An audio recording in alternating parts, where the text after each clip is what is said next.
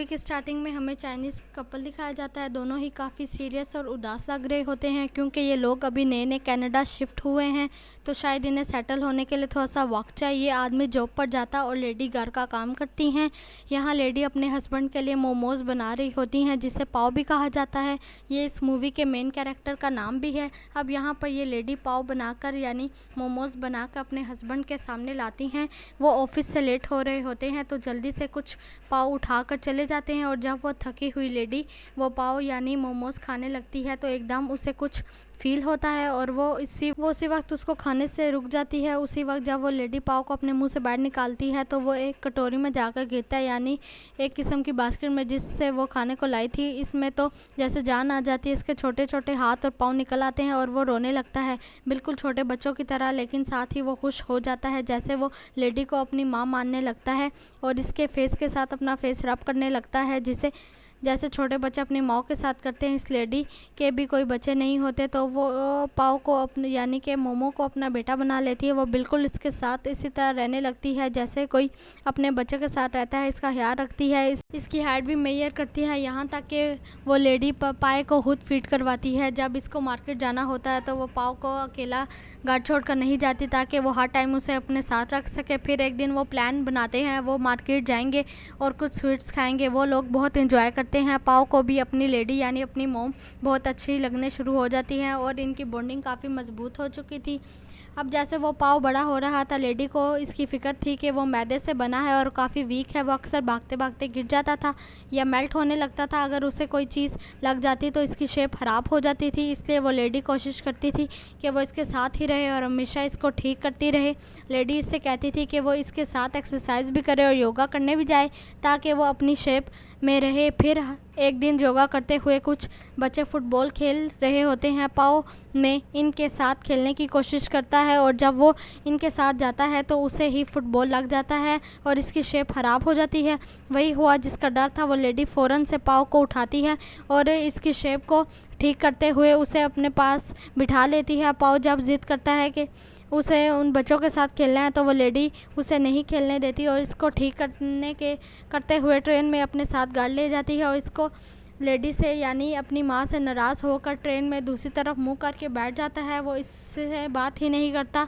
अब ये पाव की रूटीन बन चुकी होती है। एक दिन वो चुपके से इनकी नॉलेज में लाए बिना ही बैठ चला जाता है। अक्सर इसकी माँ इससे ढूंढती रहती, फिर वो नहीं मिलता और वो इसका काफ़ी घंटे इंतज़ार करती थी। फिर पाव को तो जैसे केयरलेस ही हो चुका था। उसे बाहर की दुनिया इतनी अच्छी लगने लगी थी कि वो सारा टाइम बाहर ही गुजारता। अब एक दिन वो लेडी पाव के लिए बहुत अच्छा खाना बनाती है। इन्हें खाना बनाते हुए काफ़ी टाइम लग चुका होता है और वो खाना इतने मज़े का होता है और देखने में भी इतना टेस्टी होता है कि अगर कोई और उसे देखे तो फ़ौरन ही खा जाए। लेकिन पाव यहाँ पर इस खाने को खाने से मना कर देता है। पाव इस खाने की तरफ ध्यान ही नहीं देता और बाहर चला जाता है। वो लेडी बहुत रोती है और इसके पीछे भी जाती है, फिर वो नहीं रुकता और इसकी वजह से पाव की माँ का दिल इतना दुखता है और वो उसने जो खाना बनाया होता है वो गुस्से में आकर वो सारा खाना खुद ही खा लेती है। और जब इसका इंतज़ार कर रही होती है तो अचानक से दरवाजे पर नॉक होता है और लेडी जब दरवाज़े खोलती है तो रात के अंधेरे में पाव बाहर खड़ा होता है और वो काफ़ी प्राउड लग रहा होता है। साथ ही वो एक लड़की को अपने साथ खड़ा कर लेता है। वो लड़की अपने हाथ में पहनी हुई ring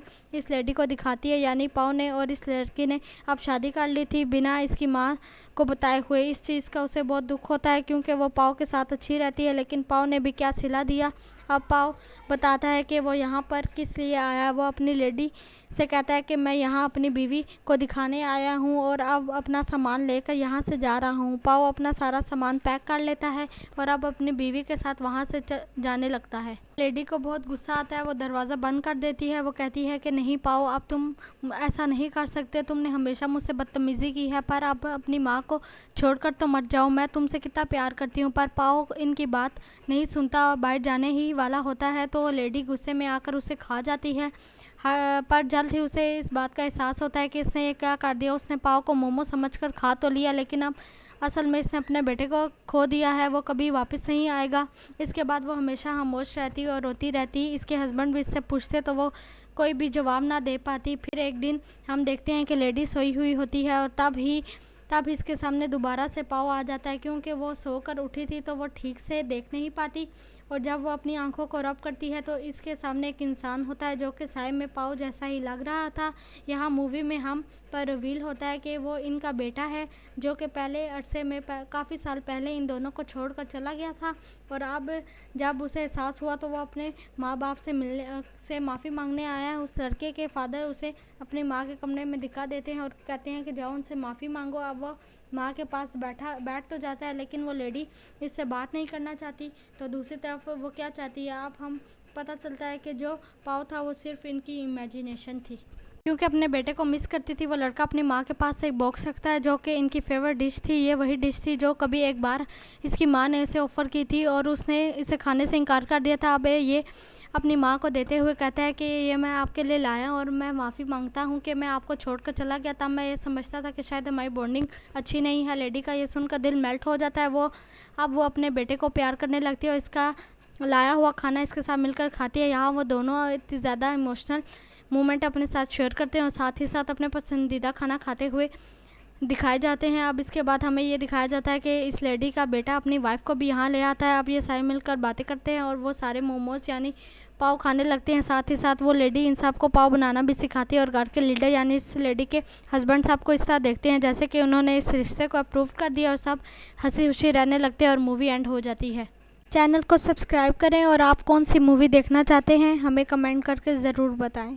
thanks for watching my video.